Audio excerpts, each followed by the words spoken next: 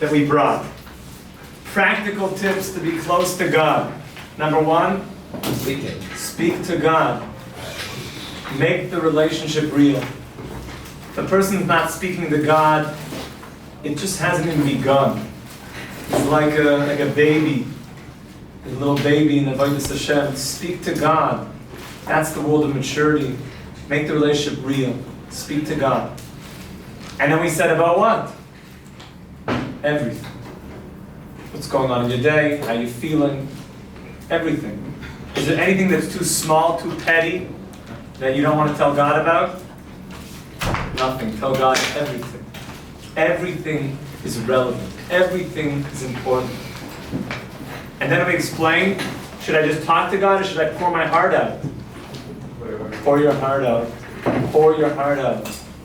Like a good friend, just lay it on. Lay it on. And then we explained what else? Bezrat Hashem. Use God. Bezrat Hashem. Bezrat Atati. Use the language that God is real. And then we said, how should a person look at this world? Is a person bound by the confines of this world? Like my dead-end job and all that stuff? Ein teva ba'olam klal. God is the one that's running nature. You're not bound by nature. We're above nature. We're above nature. That's why when God told Abraham, told Avram, he took him above the constellations and he said, look at the stars. It's amazing. He took Avram above the stars. He said, you're higher than the stars. The stars means mazal. The stars mean you're what's written in the stars, like they say. What you're destined for. Rich, poor, all that stuff. We live above the stars. Avram, look down. You're going to be above the stars. You're going to be able to do anything. So start speaking that way. Start thinking that way. A person gets into a dead-end situation, he cannot get out of it. Is that a true statement? You can get out of anything. Anything. Anything. A person can get out of anything. And we explained who is the king of this. I'm already holding in a bracha. King David. King David was the king. The king of living this way, that no matter what would happen to him, he would always say, Hashem is with me. Hashem is with me. I can get through anything. Hashem is with me. There's no reason to ever give up hope. Ein shum yeyush ba'olam klal. There's no yeyush. Klal. There's never called I'm at my end. That doesn't exist. And then we said, what's the next step we should be doing to achieve this? To read books about Emunah. To read books about tzaddikim. To read books that talk about God's involvement in people's lives. And I want to challenge you guys. Write your own Hashgacha Pratis book. Did you ever have a feeling like God was guiding you? Write that down. Little incidences, little things. My wife and I started to do this when we got married. Just little things that we saw God moving the pieces around. This week is Parshas Chayesar, so one of the pshatim, the nice vort for you to know, is that everybody asks, some of the most complicated halachas in Torah are based on like single letters in the words. Because the Torah doesn't waste any space.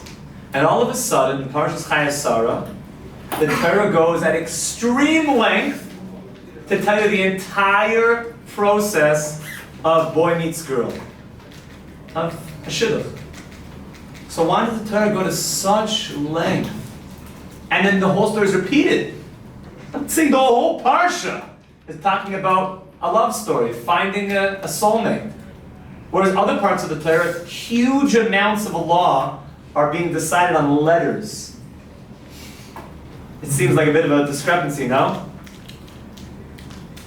So one of the pshatim is that why does Torah go to such length to talk about a shidduch?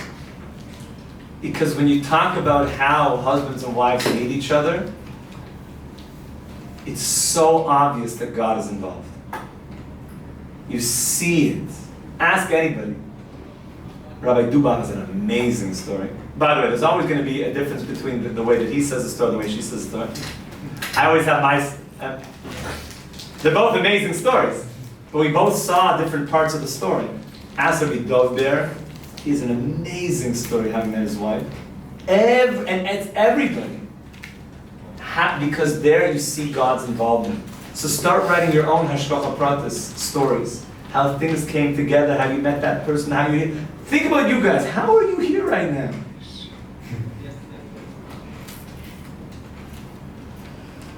Joe, is it a miracle? How am I here? It's a miracle. The amount of things that happened, that is so obvious that God was involved in a very, very clear way. I want you to think to themselves, like, did I foresee myself being here 2.5 years ago? Where I'm sitting right now? 5 years ago? Could I imagine I'm going to be sitting across from the Western Wall, the site of the temple in Mashiach, learning about cleaving to God? Or did I see myself maybe somewhere else? And think about all the events that led to me being here. That's major emunah. That's major development of emunah. So write those things down. Write down your own personal stories, your emunah stories. So far, so good? Mm-hmm. And then we said, what do we have to be careful of?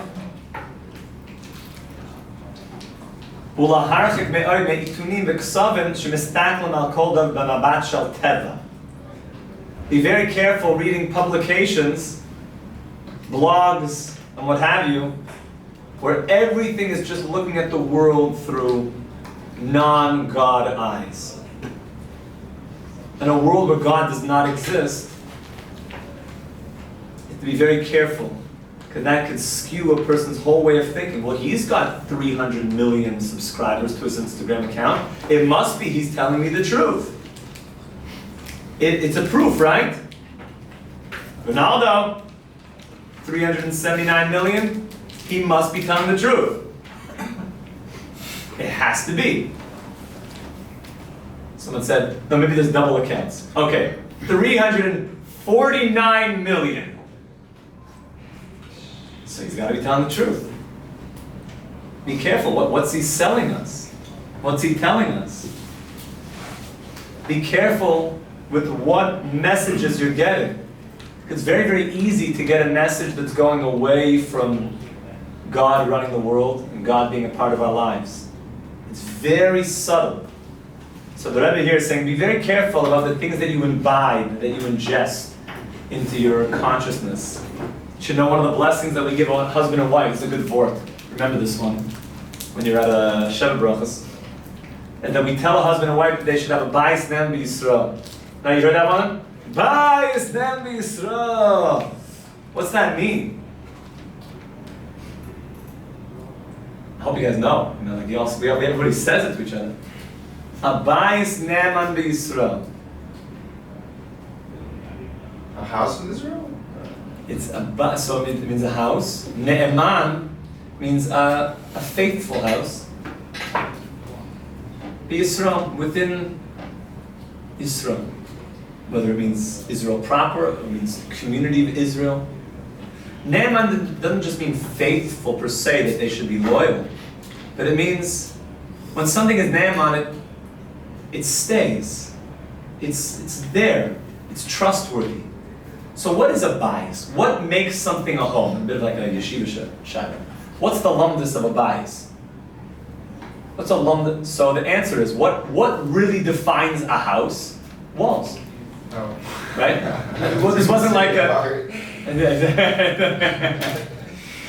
What the opposite direction? Like really just litvisha lumdus. Yeah. No, what's a house in lumdus? Like your fist for this, like your thumb. It's the walls. Because a house means that this is a place that something is happening and everything can't just come on in. Right? Otherwise it wouldn't be a house, it would just be a public domain. And a person decides that he's making a house because there's a security there, and there's a safety there. And certain things come in and some things don't come in. That's what makes something sacred. So what does it mean, a bayis ne'eman? It means that the walls of the house are doing their job. So you wish this couple of bayis ne'eman, that we wish that the walls do their job. What does that mean? It means that you're about to build a home built on holiness. That the realm that the two of you are going to create is a holy world. The heart, the inside of the house is going to be a holy place. But it's only going to be holy if you can have walls that are doing their job. They're going to prevent other things from coming in, maybe unholy things from coming in. So we're telling you, because things have a way of creeping under the cracks of the door. I don't just mean bugs. I mean ideas. And nowadays things creep in all over the place. You know what I'm talking about. Ideas can seep in. And you're saying that I want you to have a bayis ne'eman, that you keep this home holy, a holy place. That yeah, you are selective what things, and that doesn't mean that you're not an open person. Like Rabbi Tzimar said, I'm a very open-minded person. I'm just not so open-minded that my brain falls out. Right? Open-minded? Solid visual. You got to be open-minded, but as long as your brain stays in. Everybody understands. You're not an evil person if you say that I don't want a murderer to walk into the house. You're so racist and non-inclusive. No, I'm actually a responsible human being taking care of loved ones. And the wall says that that person cannot come in. A bayis ne'eman b'Yisrael. This whole week is about zivugim and it's Parshas Chayesar, my friend. Okay? So that's so far what we're up to. Now look at Kuf Lamed down at the bottom. Bishvil lahasig deveikus emes, to really get this true intimacy with God, he's going to give us another point. Sarach gam lekabel oisai derech, you also have to receive it by way of derech, by way of tzaddik. You have to be close to a tzaddik. You have to be close to righteous people. Because righteous people are living this way of life. They're living with this level of consciousness. Shemevuta legamre laHashem yisboach. The tzaddikim are totally given over to God. So when you're with them, you glean, you take upon yourself. Like when you walk into a perfume store, what do you walk out smelling like? Garbage? No, like perfume. Because when you go into there, even if you never put any on yourself, when you're surrounded by it, you come out smelling nice. When you go to the tzaddik, there's certain people I can tell the next day when they would, I'm like, you look, were you at Shimar's last night? How did you know, Rebbe? There's something, you're mitbosem,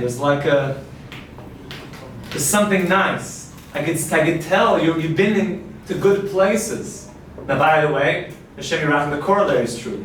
If a person is not in good places, in stinky places, the next day, even if he took 50 showers and put on a bunch of Givenchy for men, it smells. Hashem Yirachim. When you go around good places, a person comes out smelling nice. So that's the tzaddik. And by the way, in the Darkecha, the Rebbe has a whole section on a deep relationship to wise people. What that really means. Why we're so into wise people. And sadly, the world that many of us grew up in, and this is for all of humanity, sadly, where most of the world is, how does humanity treat the elders? With respect or to the contrary? Contrary. It's very, very sad. It's very, very sad. I worked in old age homes growing up, and I have a lot of stories. I always felt a connection to the elders. I remember growing up, just feeling like they knew things. And I always wondered why they put them away. And where I was, it was very beautiful actually, that they would have outside of people's rooms, because a lot of people couldn't remember who they are. They had pictures of themselves and their family members, they all lived sort of like in a hotel style. And then outside of their individual rooms, there's pictures, like beautiful pictures. So to remember, like, oh yeah. And I would ask them, like, who are these? My kids. And I'd say, so where do they live? Like 20 minutes. I said, when was the last time you saw them? Oh, 8 months ago. Why don't they come to visit you? Oh, I don't know, maybe they're probably busy and things. How could it be? Like, too busy? How could it be such a thing? We don't respect the wisdom of our elders. But in the Torah, it's all about the wisdom of the elders. I've told you guys this before. Joe, you'll like this one. It's a great one. There was a great rabbi, Yaakov Kamenetsky, Schusi Ganaleinu, and he has a son, Shmuel, one of the big tzaddikim, should live a long life. Amen. And my wife's family is close to the Kamenetskys because they're from Philadelphia. And Shmuel is not a tzaddik, one of the biggest people of the whole generation. So there was a contemporary, it's hard to say contemporary, but a secular person that also knew Rav Yaakov. And he saw that Rabbi Kamenetsky's children were very respectful to Rav Yaakov. And whereas his kids were not very respectful whatsoever. And he said, I don't understand, Rabbi, like, why are your kids so nice to you? And when it comes to my kids, they're like, they want to do anything to just, get away from me. So he said, there's one simple reason. He said, we understand that God gave us the Torah on Mount Sinai. And there's empirical proofs to that. And it's rational. And my son understands that that was a transmission that was given from Moshe, passed down to Yeshua, passed down unbroken chain. And my son understands that I'm one step closer to Mount Sinai. And therefore he sees something pure, he sees something greater, that I'm holding on to the tradition. And he wants that, and he's attached to me in a beautiful way. But you, my friend, you believe in pure Darwinism. So your children believe that you came from apes. So really, you're just one step closer to a chimpanzee. He's the future. He sees you as a big baboon. He said, I want to get as far away from you as I possibly can because I'm the future. Dad, baboon man, I'm the future. You hear that? So that's what's happened to our elders. We seem to push them away like they don't know anything. But we understand the secret of Torah says that we hold on to our elders. We hold on to the tzaddikim. That's what the Rebbe is adding for us today. That if we really want to get this thing called Darkecha, we need to be with tzaddikim. We need to be with the elders, the ones that came before us, who really know what's going on. And go speak to them. Really meet people. Meet great people. Ki al yedei she'adam noiseh el tzaddikim. When you go to tzaddikim, shekol chayim devekim b'Hashem. The tzaddik, everything is about God. For real. For real. V'yoydim b'shleima she'ein oid milvadoi. And these tzaddikim know there's nothing but God. God is reality. Umevadlim eskolim etzius elav yispa. And the tzaddik is totally just given over to God's will. Totally. And God's will includes what does my wife need, my kids need. But it's about what does God want. V'hu miskasher, next page, aleim ba'avoisois avos. So beautiful. And you connect to the tzaddikim with like ropes of love. You tie yourself to the tzaddikim. Yochel lezakoi shetishra gam alav hasoga amitas bezeh. You're able to have the merit that the godly presence will also rest upon you too. Because you're in the perfume shop. So you come out smelling nice when you're with the tzaddik. Sounds good, right? Sounds good. The Rebbe is now going to build us up the next time. But we're going to actually get into a number of meditations that you're going to have to start thinking more deeply about God's love for you. And that type of meditation of thinking about God's love for you arouses even more emotion of Darkecha. Getting to a feeling. Until now we're talking about a number of very important steps. Talking to God, going into that space, using God as a language, being around tzaddikim. We're now going to go into a world where we're going to really move to feel as much as we possibly can. Because the Darkecha is something that you feel when you're in love with somebody. There's a feeling there. It's important. Love has deep, deep feeling to it. So B'ezrat Hashem, we're moving further and further in this world of Dvekas. And as you can see, we just turned the page. If you notice at the end of the page, he's going to talk about some of God's names. So we're going to have to start thinking about some of God's names, which we'll talk about. That's kind of advanced stuff. But that's really where this whole thing is going. He's going to bring us a number of, I don't want to say Kabbalistic meditations, but basically that. And then we're going to keep going deeper and deeper into this.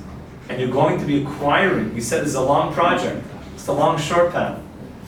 To acquire something very, very real that we're going to take with us for our whole lives. And B'ezrat Hashem, hopefully today, we're going to greet Mashiach Tzidkenu, the Binyan Beis HaMikdash, B'mheira V'yameinu, Amen. Amen. Wonderful day. Come on to